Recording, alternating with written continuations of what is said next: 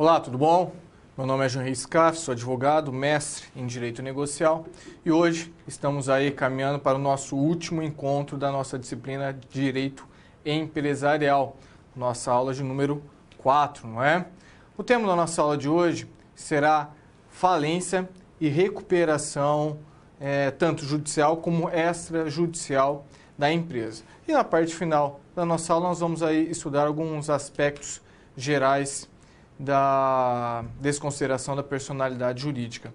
Não é? Bom, dando início, vamos ao quadro ali. Na aula anterior, nós estudamos aí algumas questões da propriedade industrial, estudamos também o direito do consumidor, não é? E os sistemas de responsabilidade, como nós aplicamos a responsabilidade aos casos aí de descumprimento tanto da propriedade industrial, como que o detentor da marca poderá responsabilizar aquele que utilizou de uma forma indevida, bem como como que se dá o sistema de coação, o sistema de responsabilidade para aqueles que descumprem um preceito, um direito do consumidor. Na aula de hoje nós vamos estudar aqui o Instituto da Falência, da recuperação judicial e extrajudicial, bem como a desconsideração da personalidade jurídica. Não é? Muito bem, então. Retornando agora, né? Vamos chamar o nosso primeiro vídeo do dia e depois nós retornamos dando aí prosseguimento à nossa aula.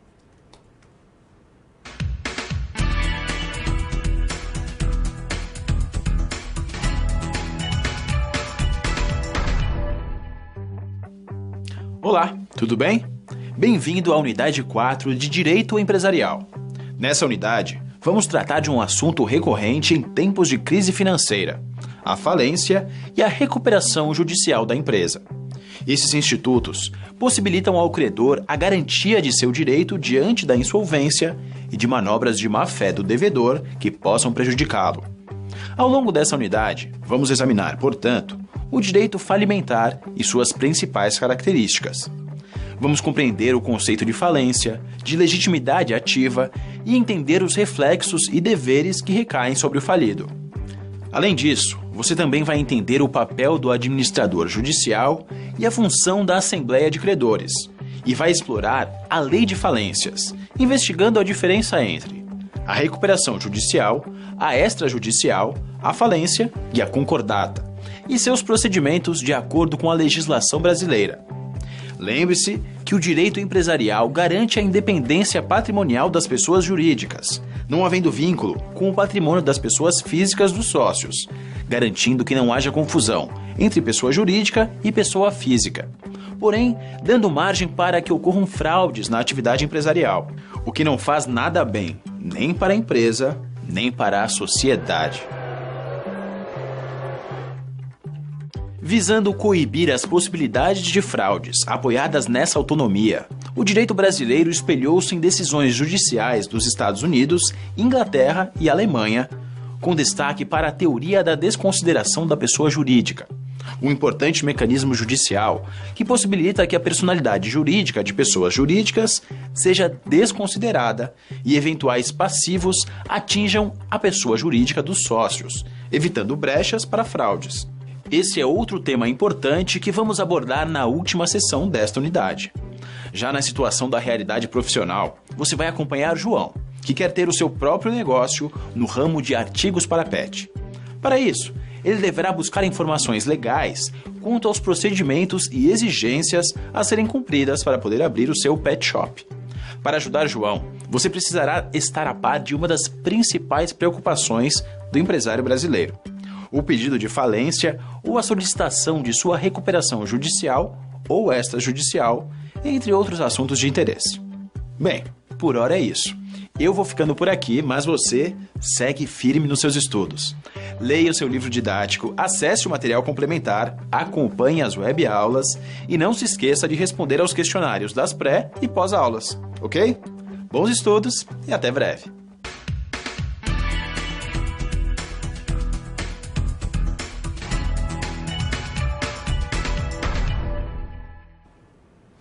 Tudo bem, então, retomando aqui a nossa aula, né? Para aqueles que vão acompanhar a nossa aula através do Skype, fica aí o endereço, né? E dando prosseguimento, vamos ao quadro, ver quais seriam os conhecimentos prévios, né, que o aluno tem que ter para conseguir acompanhar a nossa aula. Então, inicialmente, né, o aluno tem que dominar já o conceito de marca, né? O que seria o conceito de marca? O conceito de marca é aquele sinal visível, distintivo, né? Que tem a finalidade aí de distinguir o produto ou serviço do titular em relação aos seus concorrentes. Então, professor, é possível ter um sinal olfativo, um sinal sonoro? Em regra, não, tá? Em regra, não. No Brasil, ele não permite isso, salvo algumas outras legislações em países aí esparsos, tá? No estrangeiro. Então, no Brasil, pelo artigo 122 da Lei de Propriedade Industrial, não é permitido esse registro. Vocês vão encontrar algumas exceções, mas são aí escritórios de patentes internacionais que abrem uma exceção dentro da sua legislação, possibilitando esse tipo de certificado de registro, ok? Voltando no quadro, aí nós temos a questão, né, também do aluno saber distinguir a responsabilidade civil subjetiva e a responsabilidade civil objetiva. Nós analisamos aí que os elementos da responsabilidade civil seria a conduta humana, né, o dano, o nexo de causalidade e, por fim, a culpa, né? Esse último elemento, na responsabilidade subjetiva, ele é necessário. Você tem que demonstrar que a pessoa agiu com imprudência, negligência ou imperícia. Ou dolo, né? Já na responsabilidade objetiva, não é necessário você comprovar isso. Basta que você comprove a conduta, o dano e a relação de causalidade, o nexo de causalidade entre a conduta e o dano, ou seja, a conduta provocou o dano, está demonstrado o nexo causal. Lembrando, tá, quando nós tratamos ali de Código de Defesa do Consumidor, se aplica a responsabilidade objetiva, tá? Então, tenham isso em mente, que na realidade, na prática, isso vai ter uma grande diferença dentro do processo judicial, quando você não é necessário comprovar a culpa, né, daquela pessoa do qual você está imputando a responsabilidade sobre determinado fato. Voltando no quadro, nós temos ali a questão da publicidade enganosa. Nós vimos ali que a publicidade não pode induzir a pessoa a erro, não pode trazer informações do qual o seu produto não tem, né? Vimos também o princípio da vinculação, que a publicidade vincula o contrato que será celebrado futuramente, né? Analisamos aquela questão da princípio da boa-fé objetiva, que declara aí que as pessoas devem agir de forma leal, honesta, cooperativa entre as partes. É interessante, eu acho que eu trabalhei isso com vocês, né? Que um caso que eu trabalhei, que uma empresa, eu acho, de iPhone, uma empresa que vende celulares, né? Ela vendia o seu aparelho top dizendo que ele era resistente à água. O meu cliente estava na beira da piscina, o celular dele acabou caindo, mas no degrau da piscina era uma profundidade de mais ou menos de 30 centímetros. Ele pegou imediatamente seu celular e o celular parou de funcionar. Ele levou até a revenda, né? Revenda não, a loja que vendeu, e ele encaminharam a assistência técnica. A assistência técnica fez a perícia no celular dele e disse que aquele dano era resultante de líquidos, né? E danos provenientes de líquidos não eram cobertos pela garantia. Tá? Essa garantia, existe uma diferença, tá, entre a garantia legal e a garantia contratual, a pactuada entre as partes. Então, o que seria a garantia legal? A garantia legal é aquela que dá a possibilidade, dentro do prazo de 30 dias para produtos não duráveis, né, e para 90 dias para produtos duráveis. Então, nesse período, o produto não pode apresentar defeito. Tá? A garantia legal é aquela... a contratual é aquela que estende essa garantia. Então, quando você fala de garantia de 1 ano, garantia de 2 anos, é uma garantia contratual, em que o fabricante está ofertando essa garantia para você.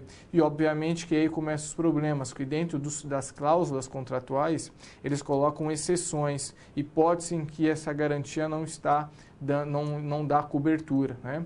E um desses casos era a do meu cliente, tá? Que falava que ele tinha garantia durante 2 anos ou 1 ano, não me recordo, mas que não cobria danos provenientes de líquidos, tá? E o que aconteceu? Nós juntamos a propaganda, nós pegamos inclusive as propagandas no YouTube, e lá mostrava, né, o celular tal, resistente à água. E logo embaixo, uma letra minúscula, falava que não dava cobertura para danos provenientes resultantes de líquidos, né? Obviamente que aquela propaganda está induzindo a erro o consumidor. O consumidor ele vê aquela propaganda e pensa que ele terá uma cobertura, que o produto dele, já que ele fala que é resistente à água, ele também tem uma garantia a respeito disso, né? E quando você coloca em letras pequenas, você está agindo de forma desleal, de forma de má fé, está querendo induzir nitidamente o consumidor a erro.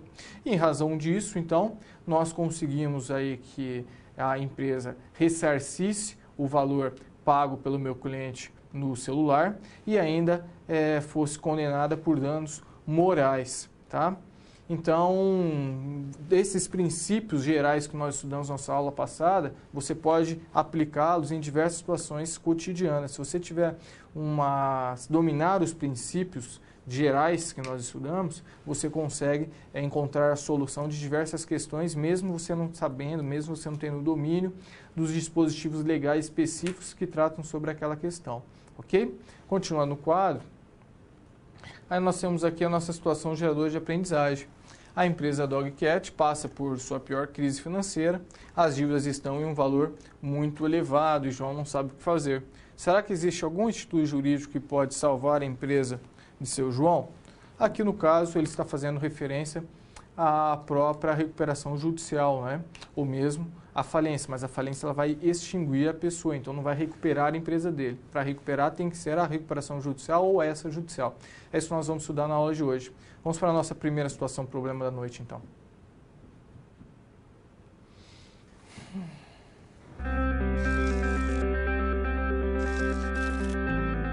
Olá, tudo bem? Espero que esteja gostando dessa aula. Como você pôde perceber, é muito importante estudar o conteúdo da pré-aula no ambiente virtual, antes de conhecer e resolver as situações problema. Vamos lá? As etapas para compreender e resolver as SPs são simples e facilitam os seus estudos.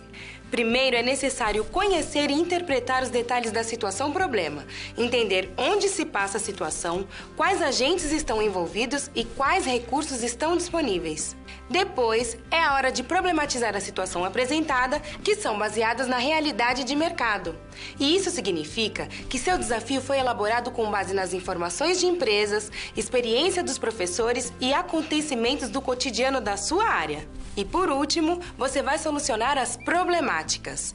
Para isso, você deve utilizar dos conceitos e das teorias vistas nas pré-aulas. Ficou claro? Então o desafio está com você. É hora da SP1. Caso surja um ponto de interrogação, você pode sempre acessar o fórum e enviar suas dúvidas, ok?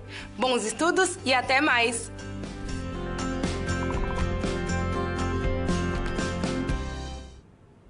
Bom, voltando então, vamos ao quadro, ver a situação, problema que é posta, né? Quanto ao seu João, ele tem em sua porta um oficial de justiça com uma intimação quanto a um pedido de falência, impetrado por seu maior fornecedor de rações. Ao analisar o documento, seu João verifica que se trata de uma dívida de aquisição de rações para cachorros e gatos que fez em uma grande quantidade. Todavia, João já havia negociado, essa informação é importante, já havia negociado, né, ou renegociado a dívida, até tinha pago a primeira parcela do acordo. Mesmo assim, será que sua empresa poderá ser considerada falida? Isso que nós vamos ver então. Quando nós falamos de falência, a falência ela tem por finalidade a liquidação do passivo, compreendido pelas dívidas da empresa por meio da realização da venda do patrimônio da empresa, ou seja, do ativo, né? Do processo falimentar, então, eles reúnem ali todos os credores que devem ser pagos ali por uma ordem pré-determinada utilizando ali uma categoria de créditos a que eles pertencem. Essa categoria de créditos nós não vamos estudar na nossa aula, tá? Mas é só para vocês saberem que tem essa regulação. A Lei 11.101 de 2005, regula a falência, tem clara influência no princípio da preservação da empresa. Tá? Estudem esse princípio, decorem ele. Tá? Princípio da preservação da empresa, bem como na valorização do trabalho humano e na livre iniciativa, na medida em que busca possibilitar a passagem, né, para que a empresa passe por esse momento de crise econômico-financeira, a fim de superar tal problema, né? E manter, bem como preservados ali os empregados daquela empresa. Como que ele vai manter empregados esses funcionários? Muitas vezes você ocorre a venda do estabelecimento comercial, né? Ou mesmo a venda da pessoa jurídica como um todo, né? Nesse caso, então, a empresa que adquire aquela pessoa jurídica, ela mantém aquela indústria funcionando, mantendo aquela indústria funcionando, ele mantém os empregos dos funcionários. Então, a falência ela também não visa só a extinção da empresa, mas ela também é uma forma de você possibilitar a preservação daquela empresa, resguardando os benefícios sociais que aquela pessoa jurídica traz para aquela determinada sociedade. Voltando no quadro, aí nós temos a questão do instituto típico do regime, né, jurídico empresarial. A falência, ele é um instituto típico desse regime jurídico empresarial. Por quê? Porque ela é aplicável tão somente aos devedores empresários, tá? Então, uma pessoa que ela está com várias dívidas, ela não pode ir, ela pessoa física, individual, e decretar falência. Aos devedores comuns, o que ele pode realizar é uma reunião de credores, tá? Mas a falência não se aplica para a pessoa, tá? Somente para a pessoa jurídica. Continuando o quadro, indo para o nosso slide número 2, nós temos ali que a simples insolvência do devedor não caracteriza por si só a instauração da falência. Em outras palavras, o que significa isso? Que o simples fato da pessoa ter dívida, aquela pessoa jurídica ter algumas dívidas, isso não significa que ela é uma pessoa falida. Ela tem que, para você pedir a falência de alguma empresa, ela tem que preencher alguns requisitos, né? Quais são as hipóteses, então, que você pode pedir a falência? Vamos ao quadro, isso nós vamos ver agora, tá? Será decretada a falência do devedor que, então, a primeira, sem relevante razão de direito, não paga no vencimento obrigação líquida materializada em título ou títulos executivos protestados, cuja a soma, tá, ultrapasse o equivalente a 40 salários mínimos na data do pedido da falência, tá? Na data do pedido da falência. Então, aqui é o que nós falamos aí da impontualidade injustificada, né? A dívida deve ser maior do que 40 salários mínimos. Isso visa desestimular o quê? Visa desestimular a utilização da ação de falência como uma ação de cobrança, com o intuito de você coagir de uma forma maior o seu devedor para que ele cumpra a sua obrigação. O pedido da falência, em razão da sua seriedade, ele fica limitado, então, a um valor, uma soma maior do que 40 salários mínimos. Tomem cuidado, tá? Porque eu acho que no nosso livro houve um equívoco ali na hora de redigir, e ali fala um valor abaixo de 40 salários mínimos. Essa informação está errada, tá? Tem que ser maior que 40 salários mínimos na data do pedido da falência, ok? Tudo bem, então, voltando no quadro. Aí nós temos aqui, segunda hipótese, né? Seria o executado por qualquer quantia líquida, ele não paga, não deposita e não nomeia a penhora bens suficientes dentro do prazo legal, né? Então aqui, o que ocorre? Aqui ele caracteriza que pela tríplice omissão. O que seria isso? É quando a pessoa não paga, não deposita e não nomeia bens a penhoras dentro do processo executivo, né? Então, ele não realizando isso, o que ocorre? Ocorre que será emitida uma certidão pelo juiz da execução e a ação da falência ela será aberta. É importante dizer que essa abertura dessa ação de falência ela é uma ação autônoma, tá? E não um mero incidente dentro do processo de falência. Então, ele vai ter o processo de execução, ele vai pegar essa certidão no processo de execução e abrir o processo de falência. O STF ele já decidiu, tá, que o devedor que apresente bens a penhoras de uma forma intempestiva não configura, não é motivo suficiente para você pedir essa abertura do processo de falência. Tá? Agora, aquele devedor que apresenta bens e esses bens são insuficientes, aí você já pode pedir a falência do devedor principal, ok? Continuando no quadro, então, nós temos aqui a terceira hipótese. A prática de qualquer dos seguintes atos, exceto se fizer parte do plano de recuperação judicial. Primeiro, devedor que está se desfazendo do seu patrimônio de forma precipitada. Eu tenho ali uma pessoa que eu sou credor de um devedor e eu começo a verificar que aquele devedor, ele vendo que ele está entrando em uma situação de falência, ele começa a vender todos os seus bens para quando eu executá-lo eu não conseguir achar patrimônio para pagar a minha dívida. Neste caso, então, eu comprovando isso para o juiz, eu posso pedir a falência dele, ok? Voltando no quadro, aí nós temos o segundo, né, o devedor que está tentando livrar-se de bens que futuramente poderiam ser arrecadados, né? Muito parecido com o primeiro. Terceiro, transfere o estabelecimento a terceiros, o credor ou não, sem o consentimento de todos os credores e sem ficar com os bens suficientes para solver seu passivo. Quando nós falamos de estabelecimento comercial, tá? Se essa empresa ela tiver qualquer dívida, para ela conseguir fazer a venda, ela vai precisar da anuência daquele credor dela. Caso contrário, ela não pode realizar essa venda. E realizando essa venda, ela pode, inclusive, justificar um eventual pedido de falência daquela empresa. Tá?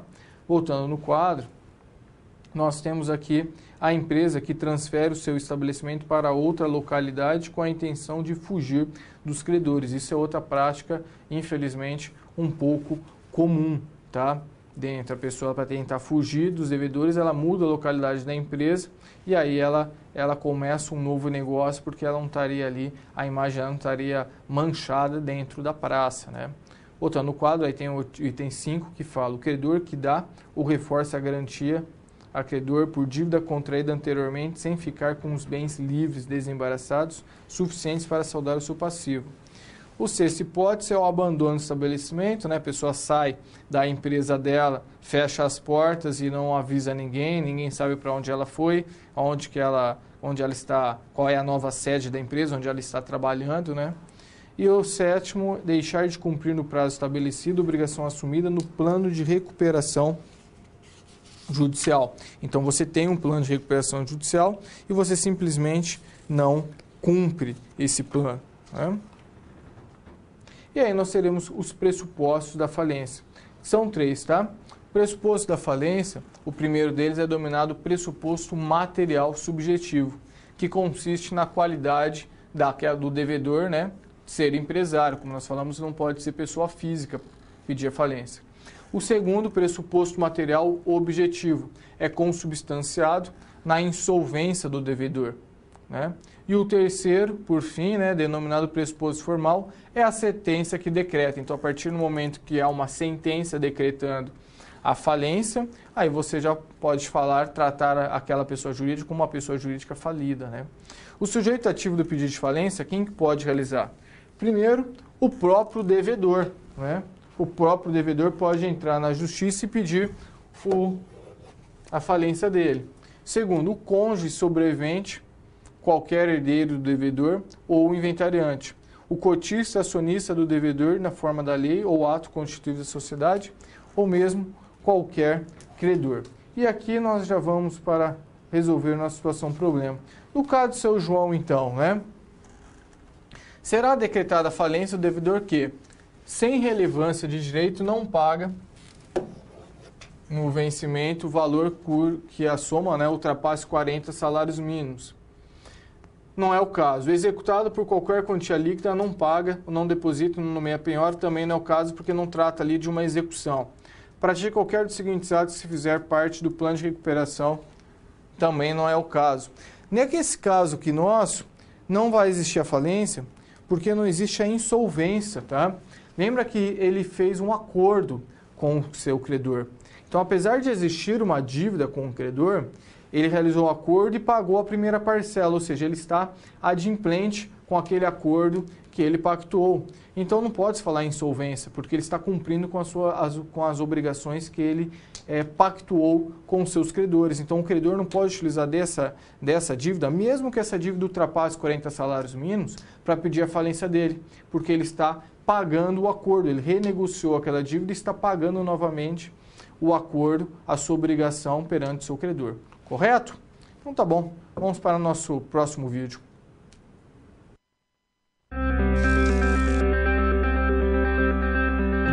Opa, e aí? Como você se saiu com a primeira SP? Com as dicas que a gente viu, nem ficou difícil, não é mesmo? Você percebeu o caminho traçado para obter uma solução satisfatória? Primeiro, você estuda os conceitos teóricos. Em seguida, você conhece e avalia a situação. E só então você tem conhecimento suficiente para se empenhar em resolver a situação-problema. Entendeu por que é importante fazer uso de todos os recursos do material didático antes de iniciar as SPs?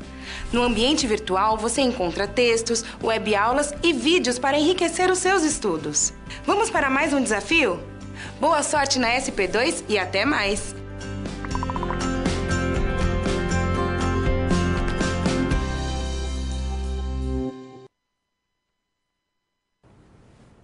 Bom, retomando então a nossa aula, vamos agora partir para o estudo da situação problema de número 2. Vamos ao quadro, vamos ver o que é passado para a gente. Depois de 15 anos, a empresa está passando por uma situação apertada financeiramente, negociando com o fornecedor e, neste momento, dispensando alguns funcionários. Somado a isso, o oficial de justiça está à sua porta com um processo de falência solicitada por um dos seus maiores fornecedores, que tem a ciência de que há a insolvência por sua parte, por parte da empresa, né? O que fazer e quais as consequências são as perguntas-chave para seu João, que ele deve responder, então, neste caso, né? Então, neste caso, quais serão as defesas que nós temos para o nosso cliente para impedir que ele vá à falência? Vamos ver isso agora, então. Vamos ao quadro para o primeiro slide. Nós temos ali os princípios da falência. Quais serão eles? A falência, ao promover o afastamento do devedor de suas atividades, visa preservar, olha o princípio da preservação da empresa de novo aqui, ó. Preservar e otimizar a utilização produtiva dos bens, ativos e recursos produtivos, inclusive os intangíveis da empresa. Isso por que tem por que se faz isso, tá?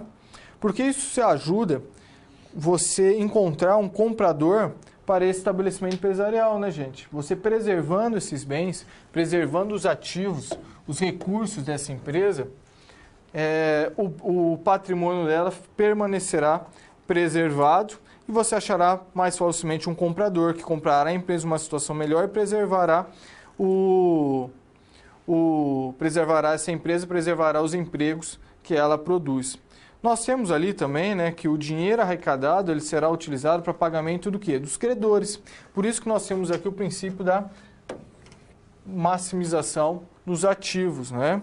Por outro lado, o processo de falência ele sempre visa o princípio da celeridade da economia processual. As normas relacionadas à falência, elas devem ser interpretadas de modo a garantir uma condução ágil, adequado, de forma econômica ali do processo falimentar, tá?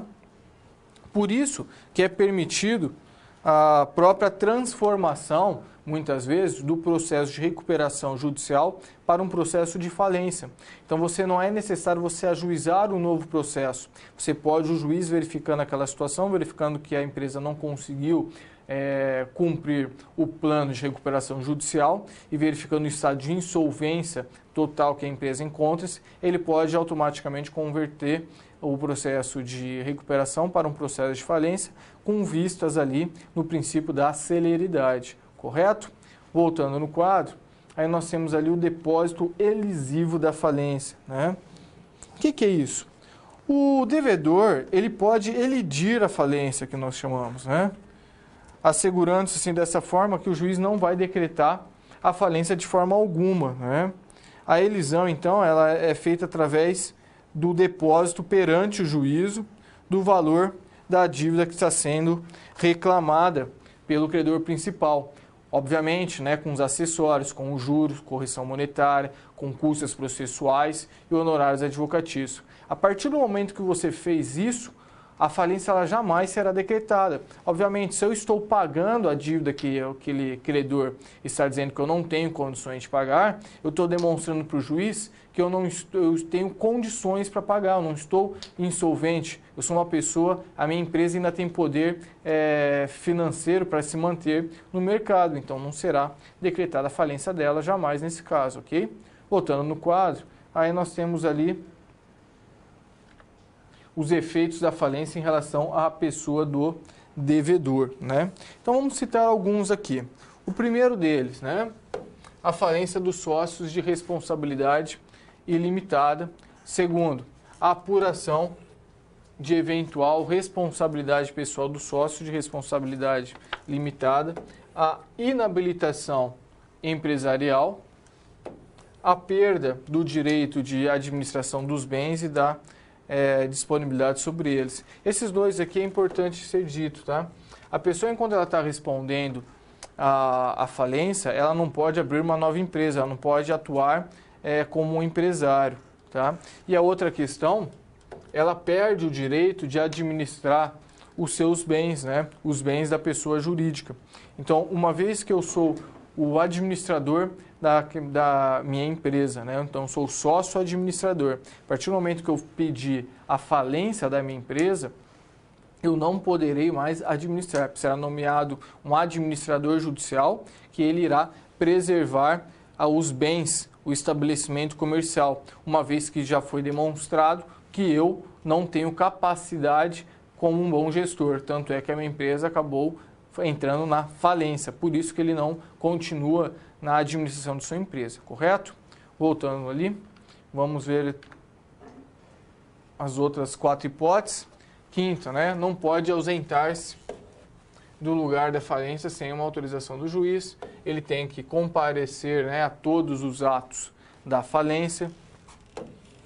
Ocorre-lhe a suspensão do direito ao sigilo, à correspondência ao livre exercício da profissão e deve colaborar aí com a administração da falência em todos os atos. Se este administrador, nomeado pelo juiz, pedir para ele alguma informação, o antigo sócio-gerente deverá passar, tá? E aí nós temos efeitos da falência em relação às obrigações do devedor, né? Primeiro, que ocorre a suspensão do exercício do direito de retenção, ou seja, do direito de retirar do recebimento do valor de cotas ou ações por parte dos sócios da sociedade falida. Segundo, o vencimento antecipado das dívidas do devedor e dos sócios, se tratar ali de responsabilidade ilimitada, né, e solidariamente responsáveis. Limitação à compensação de dívidas do devedor até o dia da decretação da falência. Inexigibilidade de juros vencidos previstos em lei ou em contrato, se o ativo apurado não bastar para o pagamento dos credores subordinados. E quinto, a continuidade dos contratos que puderem ser cumpridos e que possam reduzir ou evitar o aumento do passivo, né? Então, nesse caso nosso aqui, ó, como que o nosso cliente, o seu João, poderá resolver a situação, problema dele? Vamos voltar nela agora, vamos dar uma olhada, vamos ao quadro. Depois de 15 anos, né, ele está passando por uma situação apertada financeira, negociando com os fornecedores, dispensando alguns funcionários. Somado a isso, o oficial de justiça está à sua porta com um processo de falência. Na realidade, deve ser uma citação, né, de um processo de falência, solicitado por um dos seus maiores devedores, tem a ciência que realmente há insolvência por sua parte. Se realmente, gente, há a insolvência, tá? Se realmente há insolvência ou não, se realmente existe ali uma das 3 hipóteses que autorizam o pedido de falência, vamos colocar aqui que essa dívida que está sendo pleiteada para ele, a sua soma ultrapassa ali 40 salários mínimos. Se isso for presente, o que vai restar para você orientar o seu cliente é para ele fazer o depósito, né, do valor da dívida em juízo. Né? Desse fato, você realizando o depósito elisivo, né, da falência, o juiz não poderá decretar a falência de forma alguma. Caso contrário, você vai ter que discutir as hipóteses ali que rondam o tema ali, que rondam o fato perante um juiz, e você não vai ter essa garantia se o juiz vai decidir ou não. Sempre lembrando, né, que quando nós falamos de processo judicial, não existe nada certo, não existe nada 100% exato, não é uma ciência exata. Né? Um processo judicial, ele é uma ciência humana. Você tem um juiz que decide, você tem 2 advogados, um de cada lado, que vai fazer sua sustentação jurídica. Obviamente, são sustentações, teses jurídicas distintas, e caberá ao juiz decidir, de acordo com as provas, qual lei, né? qual a forma da lei que ele vai aplicar naquele caso. Né? Então veja, como o direito tem diversas interpretações legais e como, além disso, você exige que o juiz dê um valor probatório para as provas que estão contidas dentro desse processo de falência, se você muitas vezes pegar 3 juízes, você terá 3 sentenças distintas.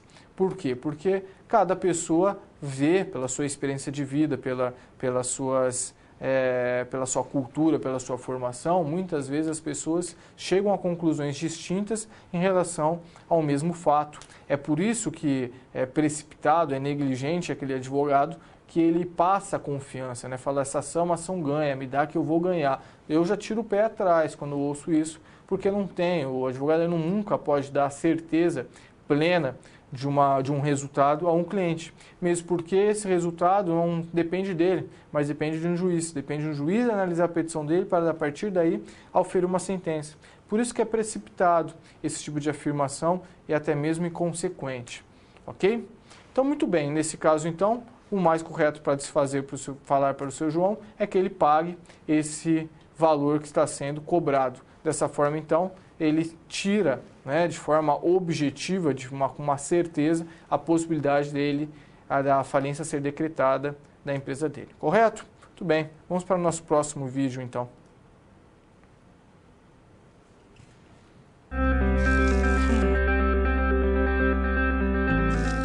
Olá! Agora que você já solucionou 2 das SPs, muitas das teorias vistas na pré-aula fazem mais sentido, não é mesmo? Essa é justamente a função das situações-problema, te preparar de forma mais prática para a realidade da vida profissional. Já conhecer algumas das situações que podem surgir no dia a dia faz de você um aluno mais preparado para o mercado de trabalho. Bom, a SP3 já vai começar. Se ficar com dúvida em algo, pode entrar no fórum e enviar sua pergunta, ok? Até mais!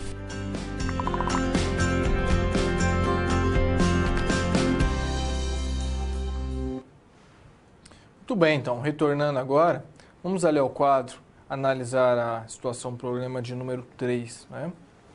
Bom, nós temos aqui que o processo de falência foi encerrado e os credores devidamente pagos. Assim, seu João passa a novas empreitadas, dentre elas, né, adquiriu coleiras com informação digital associadas a aplicativo de celulares. Negócio fechado em dólar. A instabilidade no mercado internacional e a alta do dólar colocam um pet shop em situação complicada. Visando não enfrentar um novo processo de falência, seu João busca apoio do advogado da associação comercial local e quer saber se terá outra saída, se não um novo pedido de falência. Né? Bom, gente, quando nós tratamos sobre isso, né, nós temos que lembrar um estudo da concordata, tá? A lei de falência, ela é a lei 11.101 de 2000 2005, tá? Tá aqui no quadro, ó. Ou seja, ela entrou em vigor no ano de 2005. Já antes dela, o instituto que tratava desse fato era concordata, por isso que muita gente utiliza esse termo concordata, tá? Então a lei de falência, ela só tem aplicação após, né, ela só ganhou vigência após o ano de 2005. Quanto ao período anterior, né, aplica-se o decreto-lei 7.661 de 45, referente à concordata. A concordata, então, como está no quadro, é o ato processual pelo qual o devedor comerciante propõe em juízo uma forma melhor de pagamento a seus credores para evitar ou suspender a falência, tá?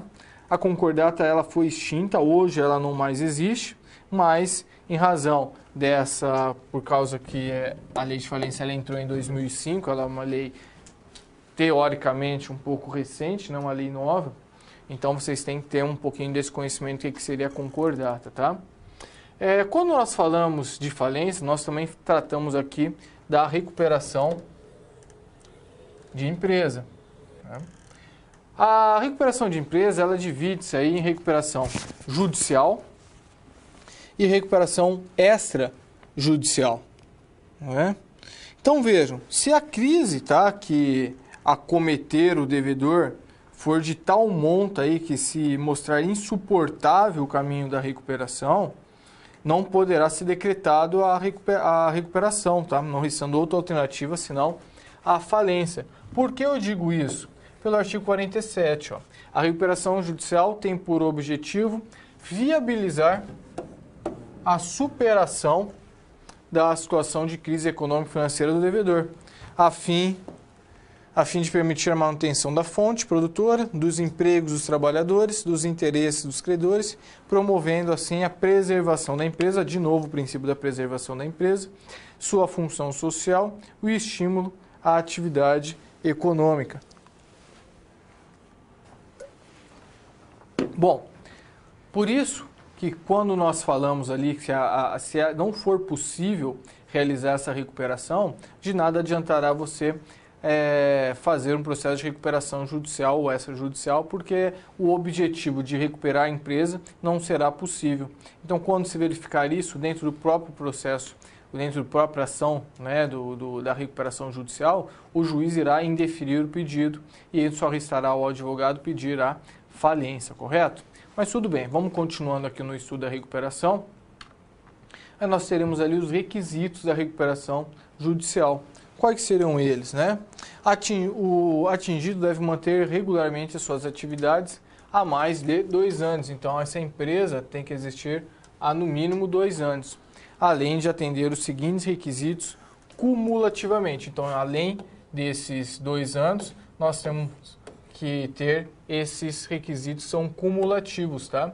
Então, ele não pode ter falido no caso de falência, desde que esteja declarada extinta por sentença transitada em julgado. As responsabilidades decorrentes, não pode ter obtido concessão de recuperação judicial há menos de 5 anos, então se ele já pediu uma recuperação judicial, mesmo que o plano de recuperação judicial dele tenha sido um sucesso, mas se isso ocorreu há menos de 5 anos, ele não pode pedir um novo pedido na justiça, correto? Voltando no quadro, aí nós temos não pode ter obtido a concessão de recuperação de empresa com base no plano especial há menos de 8 anos. O mesmo entendimento se aplica aqui, tá? E por fim, né, ele não pode ter sido condenado ou não ter como administrador ou sócio controlador pessoa condenada pelos crimes previstos na lei de falência. Caso ele tenha isso, esse pedido será indeferido. Aí nós temos a recuperação extrajudicial. Então, ao mesmo tempo que eu posso fazer um processo de recuperação judicial, eu posso também fazer um processo de recuperação extrajudicial, tá? Porque daí só vai precisar da homologação do juiz, mas o processo, todo o trâmite, não vai ocorrer na justiça, mas vai recorrer de uma forma extrajudicial. Vamos ver como é que isso significa. A recuperação extrajudicial ocorre fora do judiciário. Com ela, o empresário pode negociar diretamente com os seus credores e elaborar um acordo que poderá ou não ser homologado pelo juiz. Por que eu falo poderá ser homologado sim ou não? Porque o juiz ele vai analisar se aquele acordo, se aquele pedido de homologação preenche os requisitos, se realmente a pessoa ela preenche os requisitos para realizar um pedido de recuperação extrajudicial da empresa dele. Quais são os requisitos? Estão ali no quadro, olha. Primeiro, ele tem que preencher os requisitos gerais exigíveis para a consecução da recuperação extrajudiciais, né? São os meios da recuperação judicial. Então, ele vai ter que preencher todos os requisitos da recuperação judicial, tá? Preenchendo todos os requisitos da recuperação judicial, ele vai ter que, cumulativamente, né? Ele vai ter que preencher outros, né? Ou seja, o devedor não poderá requerer a homologação do plano extrajudicial se estiver pendente o pedido de recuperação judicial ou se houver obtido recuperação judicial ou homologação de outro plano de recuperação extrajudicial há menos de 2 anos.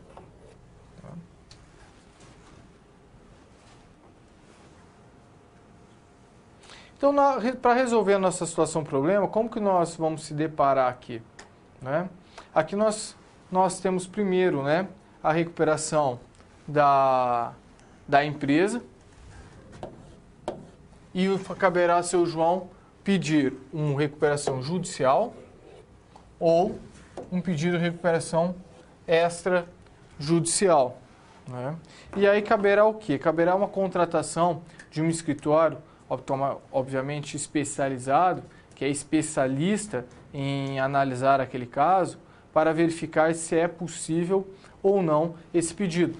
Vejam que muitas vezes não é interessante você nem mesmo entrar com processo de falência ou recuperação judicial, pois você irá colocar os efeitos em que o administrador fica submetido, às vezes ele não quer. Então, quando nós falamos, por exemplo, processo de falência, você vai ter que afastar a pessoa de administrar a sua empresa. E muitas pessoas preferem continuar no estado de solvência, mas administrando sua empresa, do que deixar de administrar e deixar ali não ser permitido que ele exerça a profissão de empresário, tá? Então, o único meio para você não pedir a falência, mas garantir ali a continuidade das atividades daquela empresa, seria através da recuperação judicial, através da recuperação extrajudicial. Esse processo ele vai suspender, inclusive, em muitos casos, os juros e a correção monetária do valor daquela dívida. O juiz, às vezes, o credor ele vai receber menos do que ele teria direito a receber em situações normais. Mas qual que é o intuito disso? O intuito disso é que você, pelo menos, faça uma possibilidade para aquele devedor pagar todos os seus credores, porque é preferível que o credor, né, receba menos do que ele deveria, mas pelo menos ele receba, melhor do que ficar sem receber. Essa que é a intenção, essa que é a finalidade do pedido da lei, né, do pedido de recuperação extrajudicial. Correto? Tudo bem. Vamos voltar ali no quadro e vejam aqui, ó, um seguinte detalhe também. Quando eu falo cumulativamente, eu vou bater um pouquinho mais nisso que nós estamos com tempo, tá? Quando eu falo cumulativamente, não significa que se a pessoa manter as suas empresas atividades 2 anos, ela poderá pedir a falência. Não significa também que se ela não tiver obtido a concessão da recuperação judicial há menos de 5 anos, ela poderá pedir. Todos esses requisitos que estão no quadro, eles são cumulativos. Então eu tenho que preencher primeiro o requisito geral, depois eu vou ter que preencher cada requisito desse individualmente, tá? Se um desses requisitos não estiverem, o juiz verificar que não faz presente, mesmo que ele preencha todos os outros, tá? Mesmo que ele preencha todos os outros. Se ele não tiver presente o juiz não vai homologar, né? Não vai permitir a recuperação judicial, ok? Muito bem, gente. Então é isso. A partir de agora, nós vamos começar um estudo bem minucioso, tá? Que é sobre a desconsideração da personalidade jurídica. Estudem bem essa questão que nós vamos analisar agora, porque é uma questão que será provavelmente exigida em prova para vocês, ok? Alguns estão perguntando a respeito da revisão da prova. Eu vou tentar fazer essa revisão no sábado, tá? Através do meu Facebook, tá? Então é uma atitude unilateral minha, não tem nada a ver ligação com aqui com a universidade. Eu vou fazer isso mesmo assim para ter um contato maior com vocês aí, para a gente trocar uma ideia pela rede social e fazer alguns apontamentos específicos. Ah, professor, eu vou ver a sua revisão e vou bem na prova? Não, não vai. Tá? Você tem que estudar o livro como um todo, vai ter que estudar todos os slides para se preparar melhor para a prova que será aplicada a vocês. Tá? Por que disso? Porque, obviamente, primeiro são muitas questões, são muitas provas, eu não tenho noção, eu não sei de cabeça o que vai cair na prova de vocês ou não. Tá? Eu vou fazer uma revisão geral do que eu acho que pode ser que caia. Tá? E essa revisão, ela não estou passando questões para vocês, eu estou dando uma orientação geral, até mesmo eu vou tentar passar algumas dicas de estudos para vocês, que eu acho que é importante. Eu vejo que tem muitos alunos aí que não sabem se programar, fazer um planejamento de estudo, como que você aprender a estudar. São coisas bem distintas, tá? Tem muita gente que não sabe isso, não sabe fazer uma organização, não sabe utilizar os grifas-textos, não sabe fazer um resumo, tá? Destacar os pontos principais da disciplina. Então a pessoa fica lendo 30 páginas, só que ela não sabe fazer esse mapeamento. A partir do momento que você fazer esse mapeamento aí mental, facilita você muito a fixação do seu conteúdo, correto? Vamos para o nosso próximo, então. Vamos para a nossa próxima situação-problema.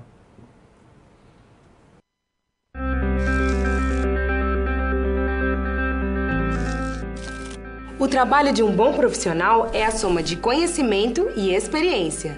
O conhecimento você obtém estudando a pré-aula, tirando dúvidas no fórum, acessando as web-aulas, ou seja, fazendo bom uso dos materiais oferecidos aqui no ambiente virtual. Já para ter experiência antes mesmo de ir para o mercado de trabalho, você precisa se empenhar na resolução das SPs. Lembre-se, quanto mais você se dedicar analisando com atenção, fazendo anotações na hora de levantar hipóteses, procurando diferentes soluções até obter a melhor, mais preparado você estará para desempenhar sua profissão. Você já resolveu 3 desafios, mas ainda falta a SP4. Se dedique, hein?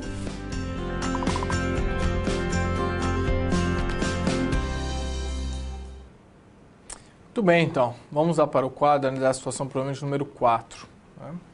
Caio, oficial de justiça e cliente, traz a seu João a notícia que um dos seus credores da empresa peticionou à justiça realizando um pedido de desconsideração da pessoa jurídica de seu João, visto que após um momento de dificuldade financeira e quase falência, né, repassou seus bens à empresa à pessoa física. Então o que ele fez, seu João? Ele pegou o carro da empresa, por exemplo, que estava em nome da pessoa jurídica, e transferiu para o seu nome, né? O que poderia ser considerado fraude e utilização da pessoa jurídica de forma irregular. Esse pedido é procedente? Isso é muito comum, tá, gente? É muito comum. É por isso que quando você vai realizar um contrato de aluguel, de forma antecipada, né, você pede para ele, muitas vezes, o extrato da declaração de imposto de renda daquela pessoa, comprovantes de certidões de registro de imóveis, né, certidões do Detran, para você verificar e levantar quais são os bens que aquela pessoa, que aquele devedor possui. Por que disso? Porque amanhã depois ele fica devendo para você e quando você vai entrar com a ação, você não consegue comprovar para o juiz o que ele tinha anteriormente. E aí ele, durante o processo, quando ele começa a ficar devendo, ele começa a se desfazer dos bens dele, começa a transferir para outras pessoas. E até você ajuizar a ação de cobrança, até você entrar com a execução, enfim, qualquer meio judicial, para executar essa pessoa, quando você vai procurar os bens, ela não tem mais nada e você não consegue comprovar para o juiz naquele momento que ela pegou e transferiu aqueles bens dela. Então, você tendo esses documentos antes do contrato de aluguel, por exemplo, você consegue demonstrar para o juiz que não era financeiramente, ele agiu de má fé. Financeiramente ele não está pagando e está se desfazendo dos bens dele. né? E aí caberá ao devedor demonstrar que o montante de sua dívida, né, não só com aquela pessoa que ele loca o imóvel, né, mas com os demais credores, trazem essa situação de insolvência para ele, que resultou na perda, na venda dos seus bens para saldar o valor da dívida, do valor da dívida não só com o seu credor, mas com os outros, né, que deixou ele sem bens. Obviamente que se tratar de fraude, ele não vai conseguir demonstrar isso no processo. E aí fica mais fácil, então, para você realizar o pedido de desconsideração e atacar os bens que estão no nome dele, tá? Voltando no quadro, então nesse caso, então, nós temos ali a teoria da desconsideração da personalidade jurídica, né? Por meio dessa teoria, né, nós temos ali a teoria da autonomia patrimonial das pessoas jurídicas. O que seria a teoria da patrimonial das pessoas jurídicas? Ele constitui como um importante instrumento para o empreendedorismo, atuando como um redutor do risco empresarial, né? A autonomia patrimonial da pessoa jurídica, ela leciona, né, que existe uma divisão entre os bens da pessoa física e os bens da pessoa jurídica. Então, um sócio de uma empresa, né, os bens dela não se relacionam com os bens da pessoa jurídica. É por isso que quando você tem uma empresa de responsabilidade limitada, né, a limitada, por exemplo, os bens dos sócios não se misturam com o da pessoa jurídica. Existem exceções? Existem, tá? Por exemplo, o empresário individual, os bens dele não tem essa distinção entre bens da pessoa jurídica e os bens do empresário, do sócio, tá? Mas essas são exceções à regra. Quando nós falamos de empresa, né, a regra é que as responsabilidades elas não se misturam. Então você aplica ali a autonomia patrimonial da pessoa jurídica. E o que visa esse princípio? Ele visa trazer uma segurança jurídica e fomentar o empreendedorismo, uma vez que a pessoa sabe que ela pode constituir uma empresa e se por acaso aquela empresa não vier a dar certo, ela não vai perder todos os seus bens, né? Porque caso contrário, se assim o fosse, ninguém ia querer empreender, ninguém iria querer abrir uma pessoa jurídica, começar um novo negócio, porque ninguém iria colocar em risco os bens seus e da sua família, tá?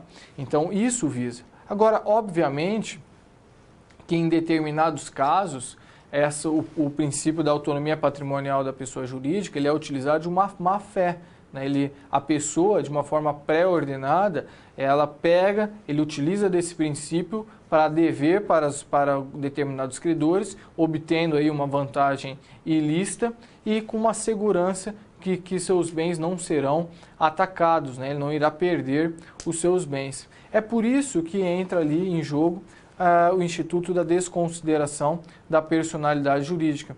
E o que diz esse Instituto? Esse Instituto ele trabalha com a questão que você pode atacar os bens do sócio, tá? Quando ficar demonstrado que ele teve determinadas condutas. Isso visa o quê? Fomentar o empreendedorismo. Isso visa fomentar a eficácia da teoria da autonomia patrimonial, correto? Voltando no quadro, então. Aí nós temos a teoria da desconsideração da personalidade jurídica aqui no Brasil. Como que se dá essa teoria, né? Bom, ela nasceu, a teoria da desconsideração da personalidade jurídica, ela veio primeiro com uma formação doutrinária, através do Rubens Requião. Posteriormente, nós tivemos aqui o entendimento, foi adotado pela jurisprudência, e finalmente ela deixa de ser uma teoria, porque ela passa a ser tipificada. Inicialmente, no Código de Defesa do Consumidor, não é? Posteriormente, a Lei 8.884 de 94 dispõe também sobre a possibilidade e, por fim, a Lei dos Crimes Ambientais, até que no Código Civil de 2002 ela entra aqui no Código através do artigo 50 do Código Civil, que adotou aí os ideais da teoria, que era até então trabalhada na doutrina. O que diz o artigo 28 do CDC, Código de Defesa do Consumidor? O juiz poderá desconsiderar a personalidade jurídica da sociedade quando em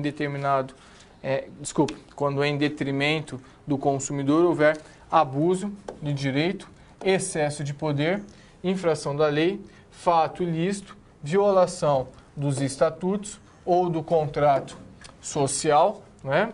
A desconsideração também será efetivada quando houver falência ou mesmo estado de insolvência, grifem isso, encerramento das atividades ou inatividade da pessoa jurídica provocado por má administração.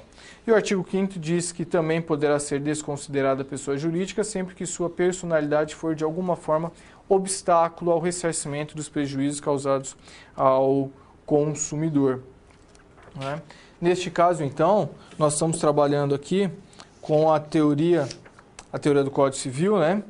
Que ao contrário do Código Civil, o CDC, ele possibilita que a mera insolvência, ou seja, quando o fornecedor não pagar para você a dívida que ele tem, então vamos supor que eu entrei com uma ação do direito consumidor, o fornecedor perdeu, ele foi obrigado a me pagar R$5.000 por danos morais, ele não paga para mim, ele fica insolvente com essa dívida, eu posso pedir a desconsideração e atacar o patrimônio pessoal dos sócios, tá? Ou mesmo quando demonstrar para o juiz que a personalidade jurídica daquela empresa ela é um obstáculo para o meu cliente receber aquela dívida. Neste caso, então, eu consigo aí superar a personalidade jurídica desse cliente e atacar os bens pessoais dos sócios dele, ok? Continuando no quadro, aí nós temos ali a desconsideração no Código Civil. No Código Civil ele já é diferente, tá? O Código Civil ele diz que em casos de abuso de personalidade jurídica, caracterizado pelo desvio de finalidade ou pela confusão patrimonial, pode o juiz decidir a requerimento da parte ou do Ministério Público, quando lhe intervir no processo, os efeitos certas e determinadas relações de obrigações sejam estendidos a bens particulares dos administradores ou dos sócios da pessoa jurídica, tá? Então, no Código Civil, ele obriga, né, que o advogado demonstre o abuso de personalidade jurídica. O que seria o abuso de personalidade jurídica? Ele caracteriza-se em duas situações. Primeiro, no fato do desvio de finalidade. O que seria desvio de finalidade, né? Haveria desvio de finalidade quando o objeto social é mera fachada. Quando é mera fachada para uma observação de uma atividade diversa. Exemplo, eu tenho ali uma sociedade cujo objeto social é a comercialização de gêneros alimentícios. No entanto, eu demonstro para o juiz que aquela empresa ela está atuando no setor de madeira, a madeireira, né? E ele comprou madeira minha, eu vendi para ele e ele ficou me devendo. Neste caso, então, em razão do desvio de finalidade, falo, excelência, eu vendi para ele. Quando fui pegar o contrato social da empresa dele, eu vi que não tinha, o objeto social dele era completamente distinto. Neste caso, então, houve abuso de personalidade. No que tange ao desvio de finalidade, eu posso atacar os bens do sócio daquela empresa, tá?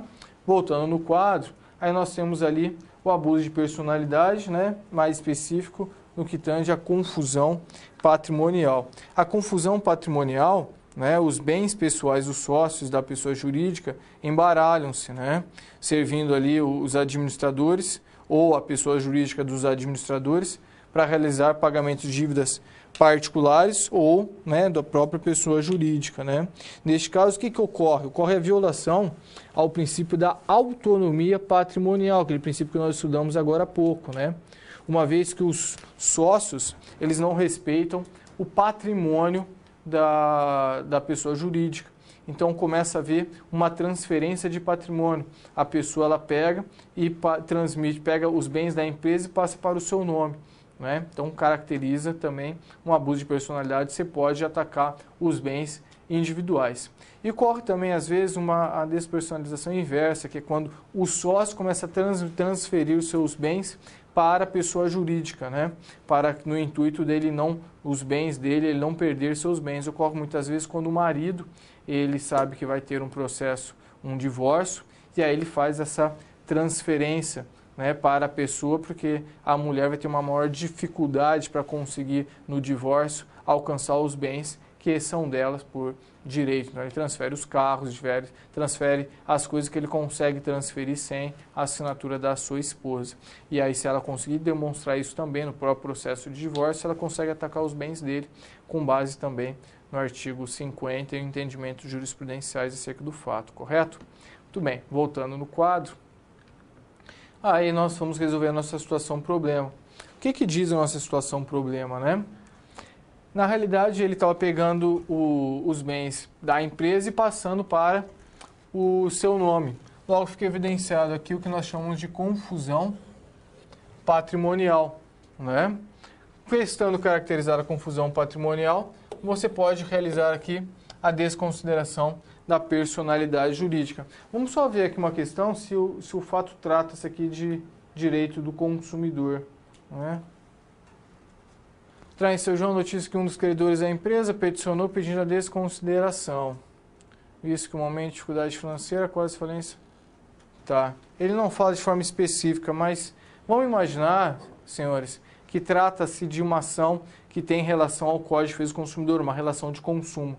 Caso isso ocorra, ele não vai nem precisar demonstrar para o juiz essa transferência de bens. A simples insolvência, só o simples fato de se ele ter conseguido, tentado penhorar todos os bens da empresa e não ter conseguido obter êxito, já pode ser motivo para você pedir aí a desconsideração. Tá? Então não seria necessário você fazer essa prova. Caso tratasse ali de uma relação civil, né, que se aplica às relações do Código Civil e não ao Código de Defesa do Consumidor, aí você demonstra esse desvio patrimonial. Ok? Muito bem, então. Vamos para a nossa última etapa da nossa aula.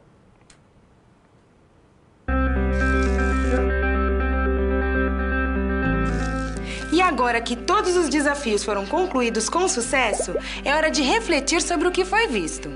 O objetivo das SPs é ampliar o seu conhecimento e te ensinar a como utilizar na sua realidade profissional os conceitos vistos aqui. Essa é uma metodologia que exige muita proatividade e empenho da sua parte, já que segue o modelo de uma das tendências mais avançadas no mundo, a sala de aula invertida.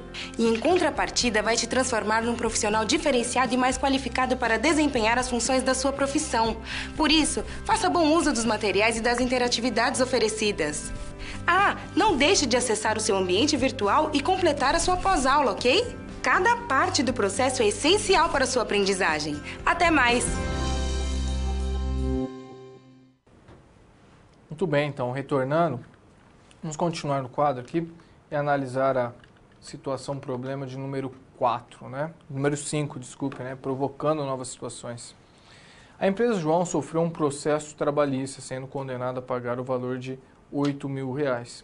João não paga a dívida e o reclamante realiza todas as diligências aí visando conseguir penhorar os bens da empresa, restando todas infrutíferas, né?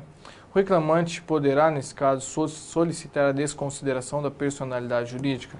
Então, veja, nós já estudamos aqui a questão da desconsideração no Código Civil, nós estudamos a desconsideração no Código de Defesa do Consumidor e agora eu vou até um pouco mais além, até mesmo no intuito aí informativo com vocês, né, para estudar como isso ocorre dentro do processo do trabalho, tá ok?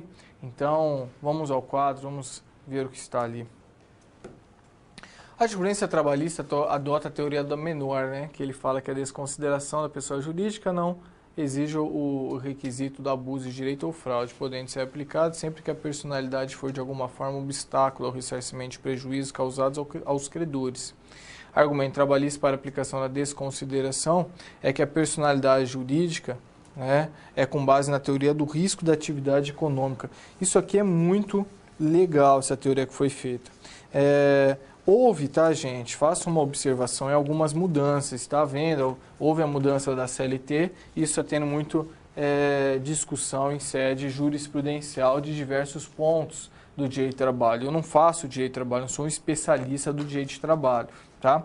Mas analisem isso com uma certa ressalva. Por exemplo, a mudança que houve.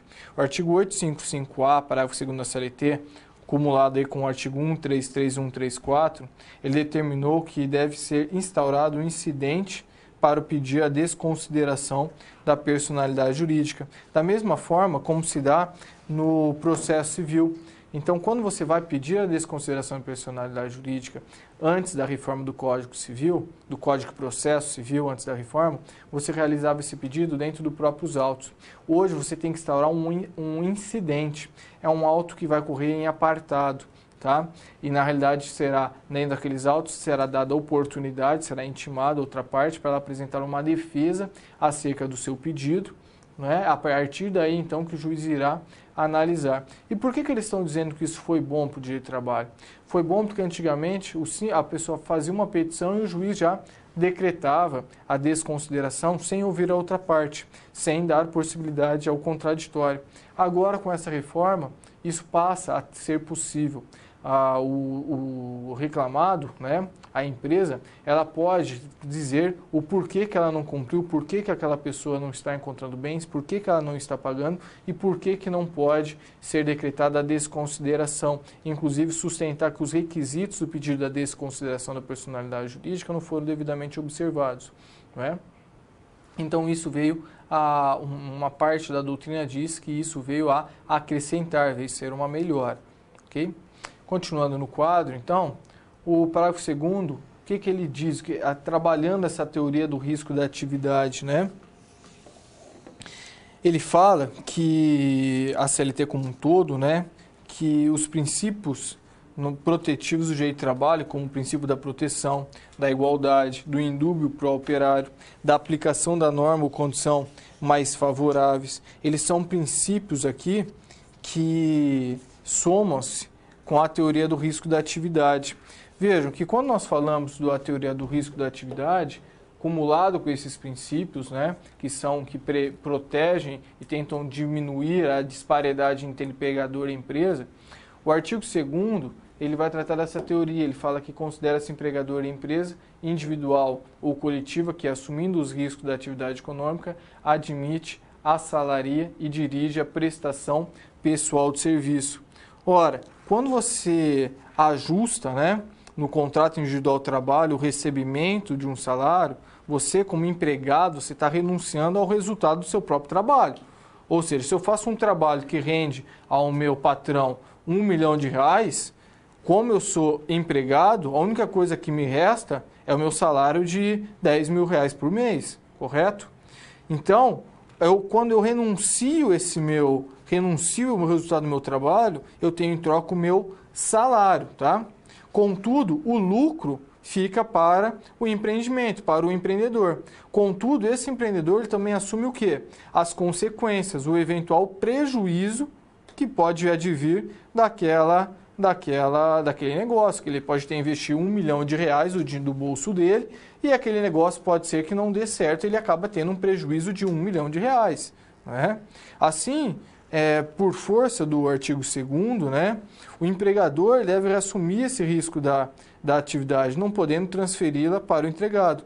Ou seja, no caso de insolvência, né, se não houvesse a desconsideração da personalidade jurídica, o empregador que teve o acréscimo ao seu patrimônio pessoal e que houve ali, né, houve um ganho com o resultado positivo da empresa, ele teria seu patrimônio pessoal protegido.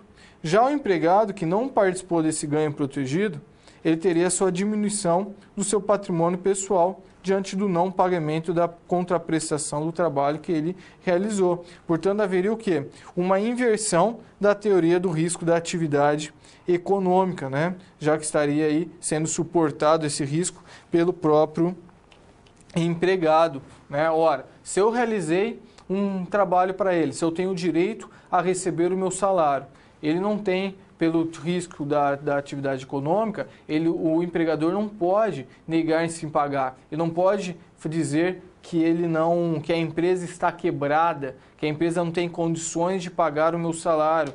Porque se ele assim o fizer, ele vai estar invertendo essa teoria. A pessoa vai estar criando a empresa dele, fazendo a pessoa jurídica, né? E ele vai estar transferindo o risco do negócio a mim, que sou empregado. Caso eu faça um investimento, caso eu não obtenha lucro, né, eu simplesmente não pago os meus empregados. Eu ofero o lucro enquanto a empresa tiver dinheiro. E quando a empresa não mais tiver dinheiro, eu não pago ninguém. Então veja que é uma inversão. Vocês conseguiram compreender isso? Por isso que você desconsidera a personalidade jurídica daquela empresa, para você manter essa relação. Você é empregado, você está renunciando o ganho financeiro do resultante daquele seu trabalho em troca de um salário, ok, mas você não pode perder a segurança de não ter que ficar submetido aos riscos do negócio. O empregador, ele está ganhando esse lucro financeiro proveniente do seu trabalho? Está, mas ele também tem que estar ciente que ele está sujeito aos riscos do negócio. E caso o negócio não dê certo, ele tem que garantir o pagamento do seu salário enquanto você perdurar naquela empresa. Caso você não perdure mais naquela empresa, ele vai ter que ser responsabilizado, né? Até o momento em que você é demitido e tem as suas contas ali acertadas, não é verdade? Bom, continuando no quadro, então. Aí eu vou abrir agora para um momento do diálogo com o professor, não é? Então eu vou ali selecionar algumas perguntas, tá, gente? E eu retorno. Lembrando uma coisa, tá? Eu vi que teve muita gente ali que já está adicionando no Facebook. Eu não adicione a minha conta pessoal não, tá? Dê um curtir na minha página, tá? Professor João Henrique Scaff. Dá um curtir ali na minha página, eu vou fazer a transmissão por ela e não através da minha página pessoal. Correto? Muito bem, então. Obrigado, gente. Daqui a pouquinho eu volto para responder algumas perguntas.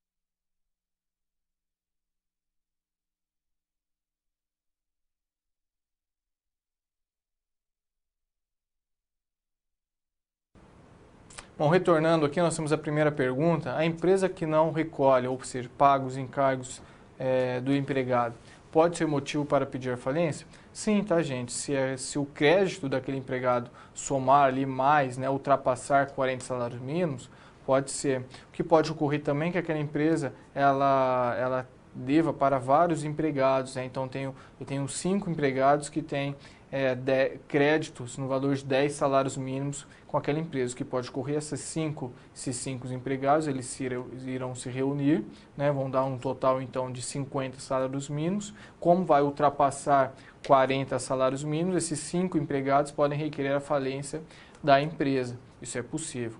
Próxima pergunta. Se o credor solicita a falência da empresa, quais as garantias de receber o pagamento, ou seja, qual a vantagem nessa ação? Bom, ele vai entrar ali, você vai depender primeiro para ver qual que é a espécie do crédito que ele tem. Então, nós falamos ali que tem umas espécies ali, que tem uma ordem de pagamento, né? Muitas vezes, o credor, a espécie que ele tem não é natureza alimentar, não é a natureza tributária, então a espécie dele fica bem embaixo, né? Então, o credor tem que fazer a análise. Primeiro que quando ele faz o pedido de falência, não deixa de estar forçando uma empresa a pagá-lo, né? Fazer aquele depósito elisivo, porque a empresa não vai querer ser decretada falência para ela, porque ela vai ter que ser nomeado um administrador judicial, todo o administrativo será afastado, o dono da empresa vai ser uma receita, uma pena de morte para a empresa dele, né? Porque ele vai perder a empresa ou a empresa dele será vendida.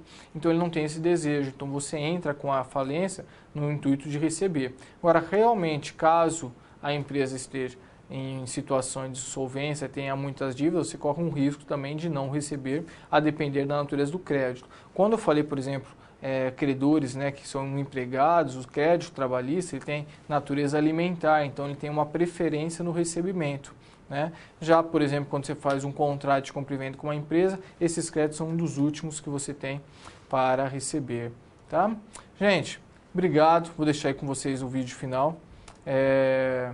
Mais uma pergunta só para encerrar. A falência é mais vantajosa para o credor ou para o devedor?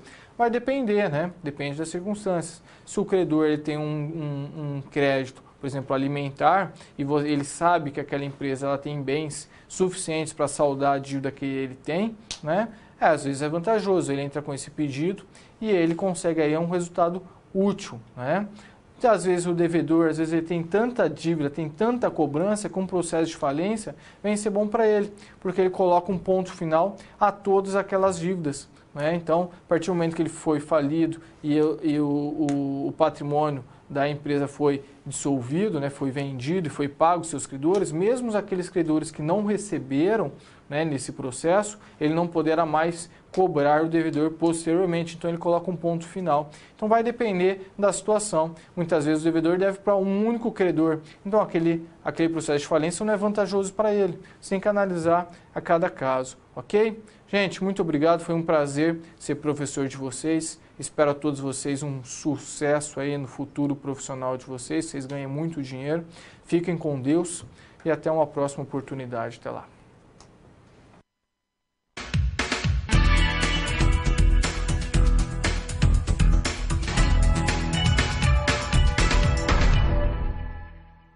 Olá! Agora que estamos chegando ao final da unidade 4 de Direito Empresarial, vamos relembrar alguns pontos importantes e aproveitar um novo desafio para você colocar em prática o que você aprendeu sobre a falência e a recuperação judicial da empresa. Você pode examinar aqui o direito falimentar, entender o papel do administrador judicial e a função da Assembleia de Credores. Explorou a lei de falências, compreendeu que a autonomia patrimonial da pessoa jurídica possibilita a ocorrência de fraudes e que a teoria da desconsideração da pessoa jurídica coíbe as possibilidades de fraudes apoiadas nessa autonomia. Na SR, você orientou João em relação aos procedimentos para abrir um pet shop e para conhecer assuntos de interesse sobre sua empresa, como o pedido de falência e a recuperação judicial ou extrajudicial. Na SP1, você pôde ajudar João quanto ao pedido de falência impetrado por um fornecedor de rações, já que o inexperiente empresário comprou uma grande quantidade de produto e, prevendo a impossibilidade de arcar com o pagamento total, realizou uma renegociação da dívida mal sucedida. Como o pedido de falência era plausível e para evitar maiores danos, você orientou seu João na SP2 a realizar o pagamento, o depósito judicial ou a indicação de bens, visando interromper o processo de penhora. Na SP3, com o fim do processo de falência, a empresa do seu João estava estabilizada e ele investiu em um produto importado. Mas com a alta do dólar, o empresário colocou novamente seu pet shop em risco. Foi então que você pôde ajudá-lo a entender como sanar seu compromisso com a importadora. Finalmente, na SP4, um dos credores peticionou em nome de seu João a desconsideração da pessoa jurídica. Você analisou a situação do empresário que apresentou o indício de falência e fez a transferência de bens da empresa à pessoa física. Foi quando o credor propôs a desconsideração para evitar qualquer tipo de fraude. Agora que você se aprofundou no tema falência e recuperação judicial, analise este caso e pense numa possível solução. Martins é proprietário de uma loja tradicional de venda e conserto de instrumentos musicais de renome na cidade, sendo ele um modelo de empresário honesto. Devido à crise e à baixa no consumo, Martins está passando por dificuldades e uma possível solução para que possa tomar fôlego é solicitar a recuperação judicial. Como você avaliaria a situação do Martins? Martins poderá utilizar-se da recuperação judicial? E quais as exigências para tal pedido? Discuta a solução com seus colegas. É isso aí. Espero que você tenha aproveitado bastante todo o conteúdo que você estudou nessa unidade. Lembre-se de que é sempre bom consultar o livro didático, acessar o material complementar, acompanhar as webaulas e responder sempre aos questionários das pré e pós-aulas. Tudo de bom e até mais!